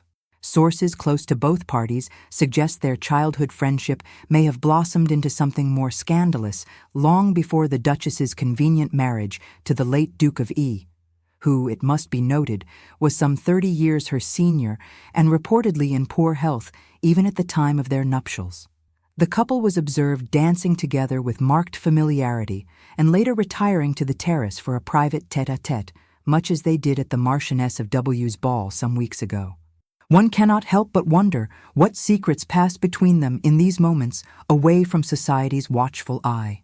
Of particular interest is the revelation that a certain letter has come to light, penned by the Duke to the Duchess before her first marriage, containing sentiments far warmer than friendship would dictate. Lucasta set the paper down. Her appetite vanished. Well, That didn't take long? Is that all you have to say? Lady Penelope's voice rose in distress. Lucasta, they're practically accusing you of impropriety during your marriage, of marrying the Duke of Emberley under false pretenses. This goes beyond mere gossip. Indeed it does, Lucasta agreed, her voice calm despite the anger simmering beneath. It crosses into libel, which is precisely what I needed. Lady Penelope stared at her in confusion. What you needed? Have you taken leave of your senses? On the contrary. Lucasta rose from the table, folding the newspaper precisely. I'm thinking more clearly than I have in months. Penelope, I need your assistance with something rather important. Are you willing to help me, even if you don't fully understand my methods? The older woman hesitated, loyalty warring with concern. You know I would do anything for you, my dear. But I fear for your reputation, for your future. My future is precisely what I'm fighting for. Lucasta smiled, a determined glint in her eye. Now, I need you to arrange something for me. It may seem odd, but I assure you, it's essential to my plan. By midday, Lucasta's plan was in motion. Lady Penelope, though still doubtful, had fulfilled her request, arranging a meeting that very afternoon at a modiste's shop frequented by the highest echelons of society, including Lady Shrewsbury and her circle. I still don't understand why this particular shop is so important, Lady Penelope fretted as their carriage navigated the busy London streets. Because Madame Celeste's establishment is where Lady Shrewsbury always brings her lady's maid on Wednesday afternoons, Lucasta explained patiently. Miss Thompson accompanies her to carry parcels and assist with fittings. And you wish to confront this woman? In public? Not exactly. Lucasta smoothed her gloves, the picture of calm despite the nervousness fluttering in her stomach. I merely wish to observe her, and to be observed in turn. Lady Penelope's brow furrowed. I don't understand. You will, trust me. The modiste's shop was crowded when they arrived, filled with ladies examining silks and laces for the summer season ahead. Lucasta spotted Lady Shrewsbury immediately, holding court near a display of French ribbons. Several acquaintances gathered around her like courtiers. And there, half hidden behind a rack of walking dresses, stood Miss Thompson, a thin woman with dark hair pulled severely back, her pinched face exactly as Lucasta remembered. Perfect, Lucasta murmured, removing her gloves with deliberate slowness. Now, we wait. It didn't take long. Lady Shrewsbury noticed their arrival within moments, her eyes narrowing as she took in Lucasta's composed demeanor and Lady Penelope's obvious discomfort. Lady Lucasta, she called across the shop, her voice carrying with practiced precision. How brave of you to venture out in public after this morning's unfortunate publication. Some would have chosen to remain secluded until the scandal passed. Several heads turned, conversations pausing as the assembled ladies anticipated the exchange. Lucasta smiled pleasantly. Why should I seclude myself, Lady Shrewsbury? I've done nothing to warrant shame or hiding. How refreshing to hear such modern sentiments. Lady Shrewsbury's tone dripped with disapproval. Though I wonder if the late Duke of Emberley would share your confidence. My late husband knew the value of truth over malicious gossip, Lucasta replied, moving closer to the older woman. As did he know the difference between genuine friendship and convenient alliances. Lady Shrewsbury's face tightened. What exactly are you implying, Your Grace? I imply nothing. I merely observe that some find comfort in tearing down others to elevate themselves. Lucasta glanced meaningfully toward Miss Thompson, who had gone very still behind the walking dresses, often with the assistance of those whose morals are as flexible as their loyalties. A murmur rippled through the watching ladies. Lady Shrewsbury's cheeks flushed with anger. If you have accusations to make, perhaps you should state them plainly, she snapped. Oh, I intend to, Lucasta assured her. But not here, not now. This is merely a courtesy call. A warning, if you will, that I am fully aware of what you and your son have orchestrated, and that I have no intention of allowing it to continue unchallenged. She turned to Miss Thompson, who seemed to shrink under her direct gaze. As for you, I believe we have unfinished business regarding certain items that went missing during your employment in my household, items of both personal and monetary value. The former lady's maid blanched visibly.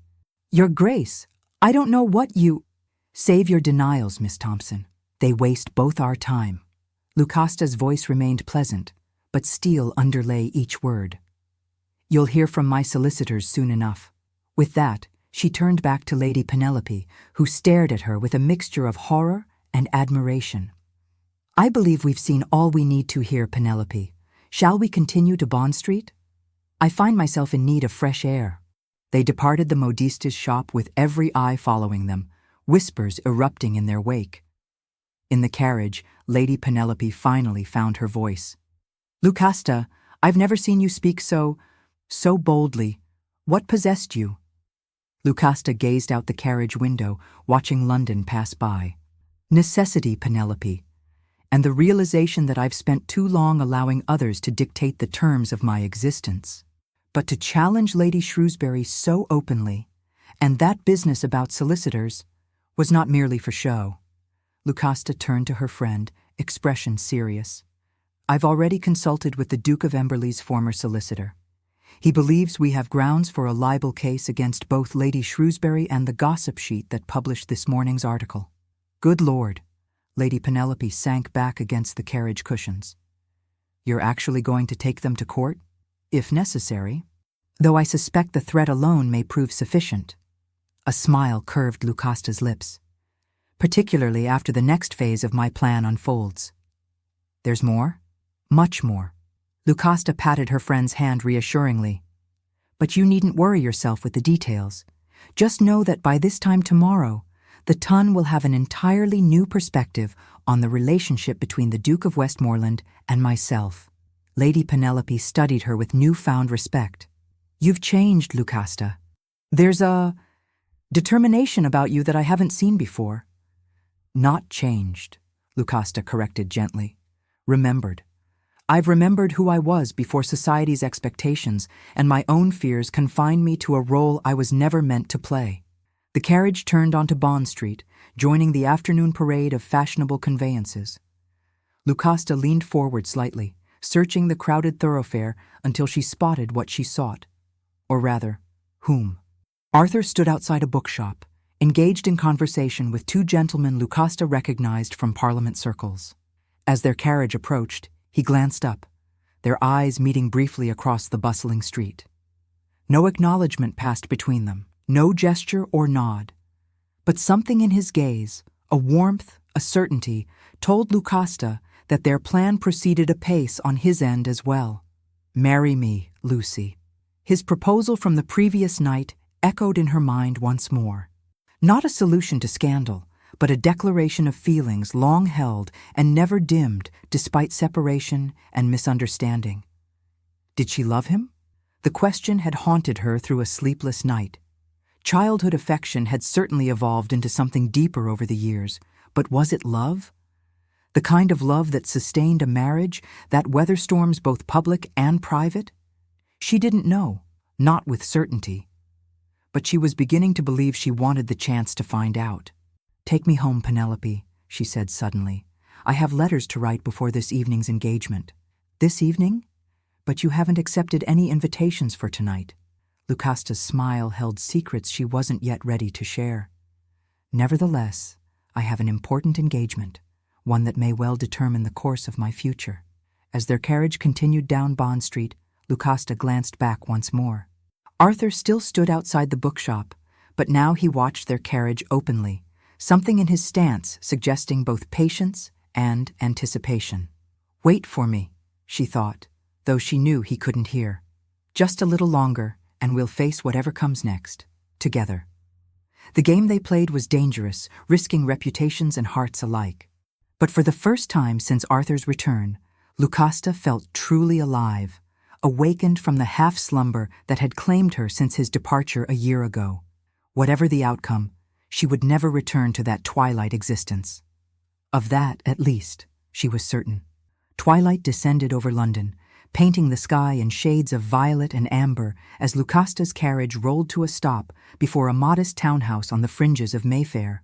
Not the grand Westmoreland residence where Arthur and his aunt resided, but a smaller property nearby, one rarely used and therefore unlikely to attract notice. "You're certain about this?" Lady Penelope asked, for the dozenth time since Lucasta had revealed her evening plans. "It seems terribly risky." "All worthwhile endeavors carry some element of risk," Lucasta replied, adjusting her cloak to better conceal her face. "And I trust Arthur implicitly." That much, at least, was true.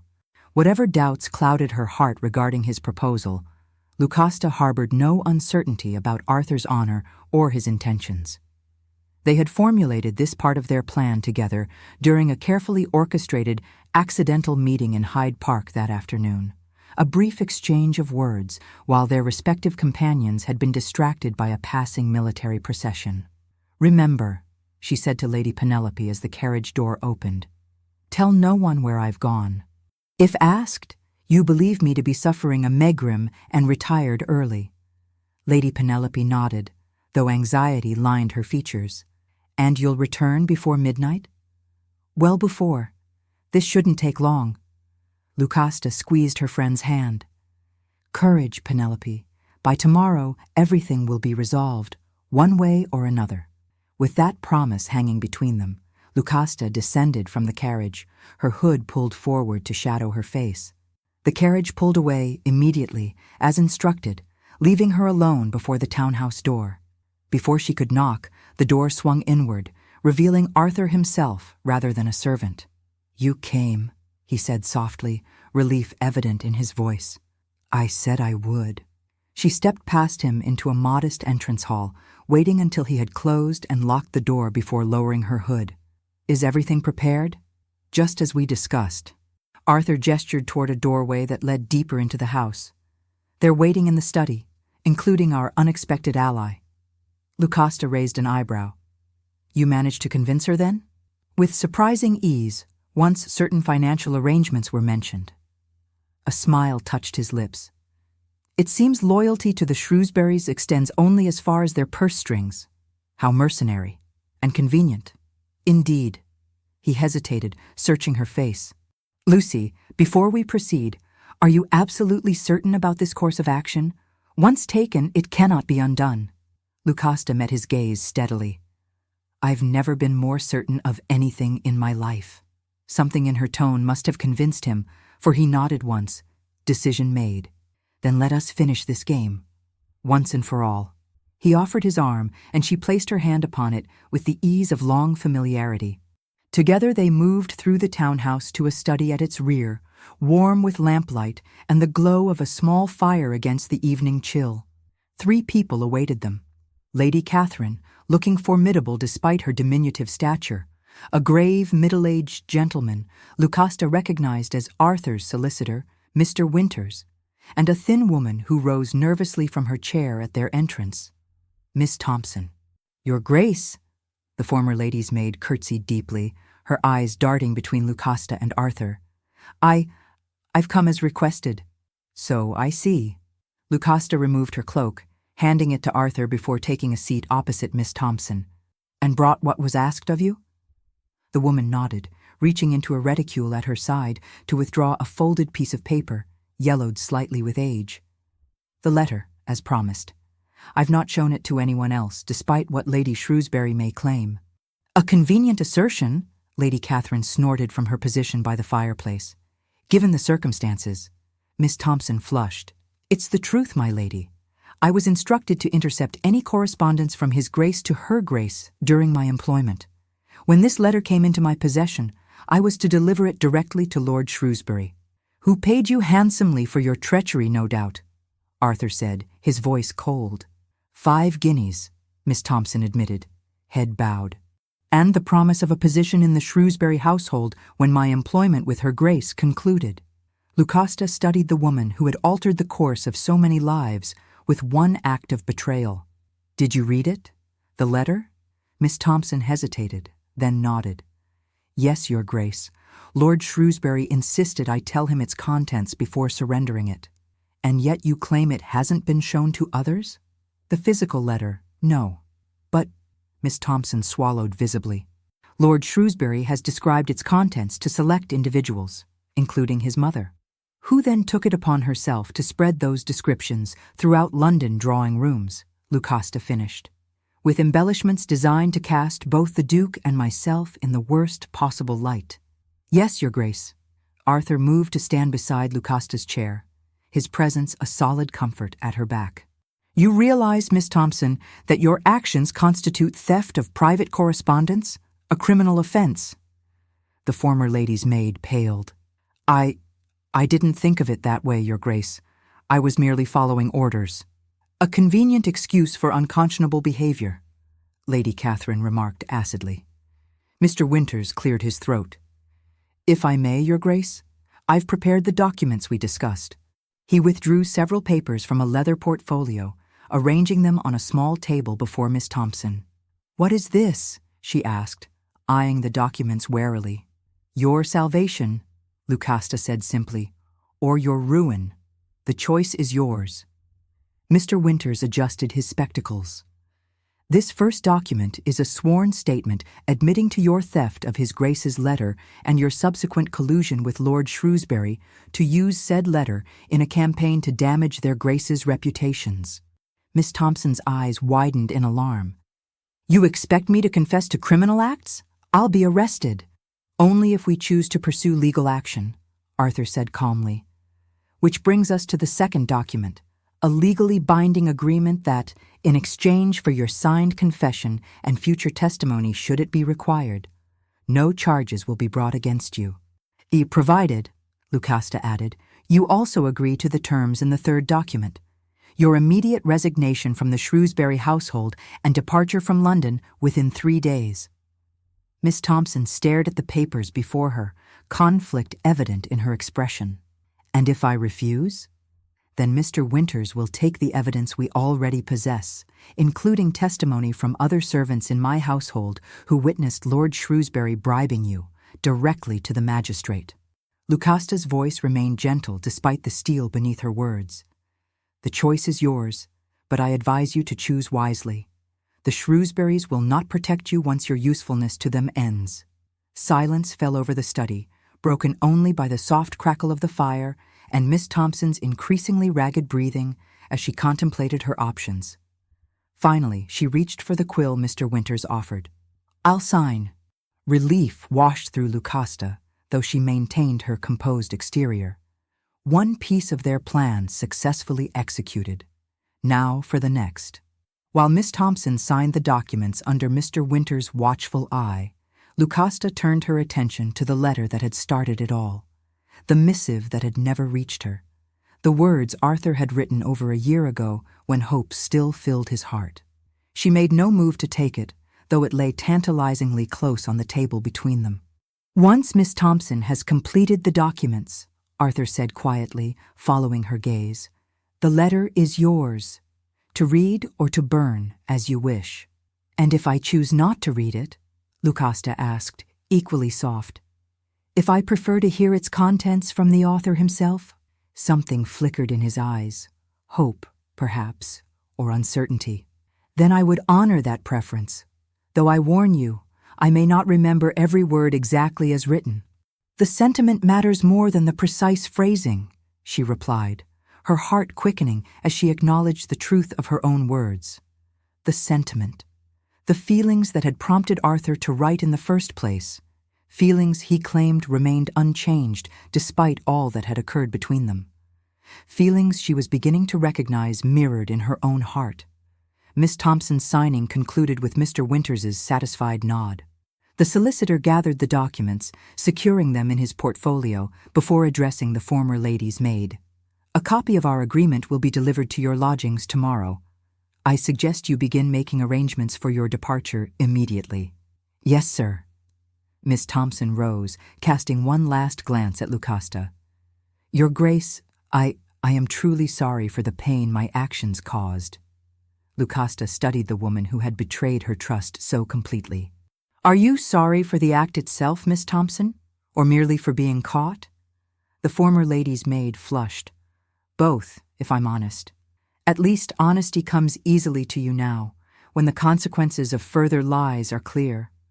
Lucasta nodded toward the door. "You may go. Lady Catherine will see you out." Lady Catherine sniffed disapprovingly, but led Miss Thompson from the room, Mr. Winters following with a courteous bow to both Lucasta and Arthur. And then they were alone, truly alone for the first time since Arthur's impulsive proposal on the Countess of Fairmont's terrace. The letter still lay on the table between them, yellowed and folded, containing words written in hope and never received in their proper time. "Will you read it?" Arthur asked after a moment of silence. Lucasta reached for the letter, holding it delicately between her fingers. "No," she said softly. Disappointment flickered across his face before she continued. "I don't need to read year-old words, Arthur. Not when I have the man who wrote them standing before me now." She set the letter aside. "Tell me instead, did you mean what you said last night? About your feelings remaining unchanged?" "Every word," he replied without hesitation. "I loved you then, Lucy. I love you still, despite everything, or perhaps because of it. Even though I hurt you, even though I said those terrible words, like a brother to me," he quoted with a rueful smile. "Yes, even then. Heartbroken as I was, angry as I became, the love never died. It merely retreated, waited." Lucasta rose from her chair, moving toward him with slow, deliberate steps. "And now? What does that love hope for?" "Everything," he admitted, vulnerability naked in his eyes. "A chance, a future. You." She stopped before him, close enough to see the flecks of gold in his hazel eyes, to count the faint freckles across the bridge of his nose, details she had known since childhood but now saw with new awareness. "Ask me again," she whispered. Understanding dawned in his expression, hope and fear warring for dominance. "Lucy, ask me, Arthur, properly this time, not as a solution to scandal, but as the question your heart wants answered." He took her hands in his touch warm and steadying. "Lucasta Ashworth, I have loved you since we were children discovering the world together. Through separation and misunderstanding, through joy and pain, that love has remained constant, the truest thing I know. Will you do me the extraordinary honor of becoming my wife? Not for convenience or appearance, but because we belong together, as we always have." Tears pricked at Lucasta's eyes, emotion welling in her throat. "Yes," she said simply. "Yes, Arthur, I will marry you." Joy transformed his face, years of guardedness falling away in an instant. "You will? Truly?" "With my whole heart." She squeezed his hands. "I can't say I've loved you as long as you've loved me, at least not in the same way. But I do love you, Arthur. Perhaps I always have, just not in a form I recognized until now. That's all I could ask for." His voice rough with emotion, he raised her hands to his lips, pressing a fervent kiss to her knuckles. "A chance to build something beautiful together. We already have the foundation," she reminded him with a smile. 20 years of friendship, trust, understanding. And now, love." His gaze dropped to her lips, a question in his eyes. Lucasta answered by rising on tiptoe, closing the distance between them to press her lips gently against his. The kiss began tentatively, a careful exploration of new territory between old friends. But as Arthur's arms encircled her waist, drawing her closer, hesitation gave way to certainty, to the rightness of being in each other's arms at last. When they finally parted, breathless and smiling, Lucasta rested her forehead against his. "Well," she murmured, "I believe that settles the matter." Arthur laughed, the sound vibrant with happiness. "Indeed it does, though society may require a more formal announcement." "Let them wait," she decided impulsively. "Just for tonight. Let this be ours alone for a few more hours before we share it with the world." His smile softened as he tucked a strand of golden hair behind her ear. "As you wish, Duchess. Though I warn you, Aunt Catherine will be insufferably smug when she learns her matchmaking has succeeded." "Your aunt had nothing to do with this," Lucasta protested with mock indignation. We reached this conclusion entirely on our own. After 20 years, a missing letter, a property dispute, and a society scandal, Arthur pointed out dryly. We took the scenic route, it seems. The best journeys often do. Lucasta's smile turned thoughtful. Speaking of journeys, what becomes of Thornfield now? Still intent on selling it? Arthur's expression grew serious. That depends entirely on my future wife's preferences. The boundary dispute between our properties seems rather insignificant now, doesn't it? Non-existent, I should think, once we're married. Her eyes twinkled with mischief, though I've grown rather fond of that old oak by the stream. Perhaps we might keep both properties? Emberley Park for grand occasions, Thornfield for quieter times. A sanctuary, Arthur suggested, understanding immediately. Away from London and society's demands. Exactly. Lucasta leaned into his embrace, content in a way she hadn't experienced in years, perhaps ever. A place where we can simply be ourselves, without titles or expectations. I would like that very much, he murmured against her hair. And I suspect our children might enjoy having woods and streams to explore, just as we did. Children. The word sent a flutter of anticipation through Lucasta's heart. The prospect of a family built on love rather than convenience or obligation. A future brighter than any she had dared imagine. Arthur? She said softly. I'm glad you wrote that letter, even if I never read it until now. She glanced at the folded paper still lying on the table. And I'm even more glad you found the courage to speak those words again, after everything that happened. His arms tightened around her.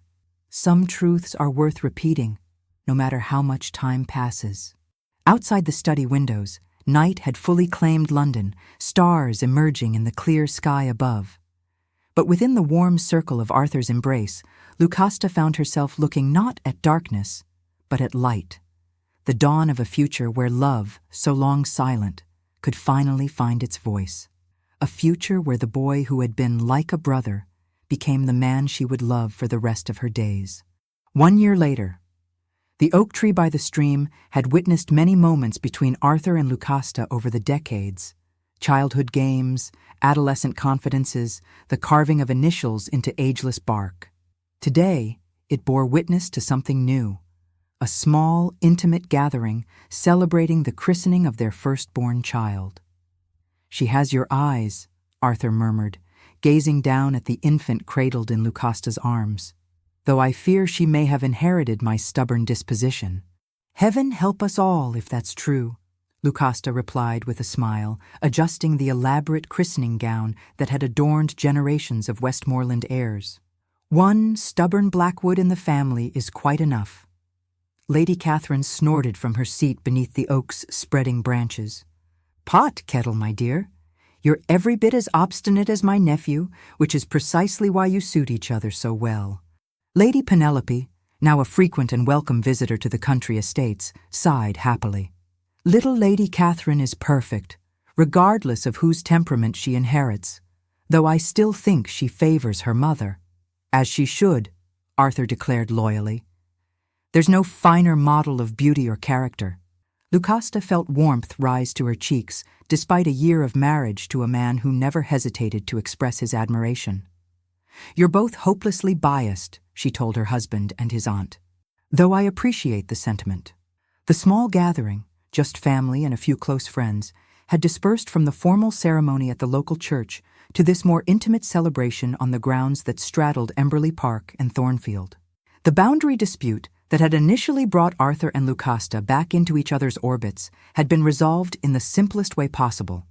The properties had been legally joined upon their marriage, creating an estate that honored both their family legacies while forging something new, much like their marriage itself. Have you heard the latest from London? Lady Penelope asked, accepting a glass of champagne from a passing footman. Lady Shrewsbury has apparently removed to Bath permanently. Something about the air being better for her constitution. How convenient for everyone, Lady Catherine remarked dryly, particularly since her son has found it necessary to undertake an extended tour of the continent after that unfortunate business with his creditors. The unfortunate business had been largely of Arthur and Lucasta's making. a carefully orchestrated campaign that had exposed Lord Shrewsbury's gambling debts and financial improprieties after he had refused to cease his slander against them. The scandal had effectively ended his social standing in London, a far more devastating blow than any legal action might have achieved.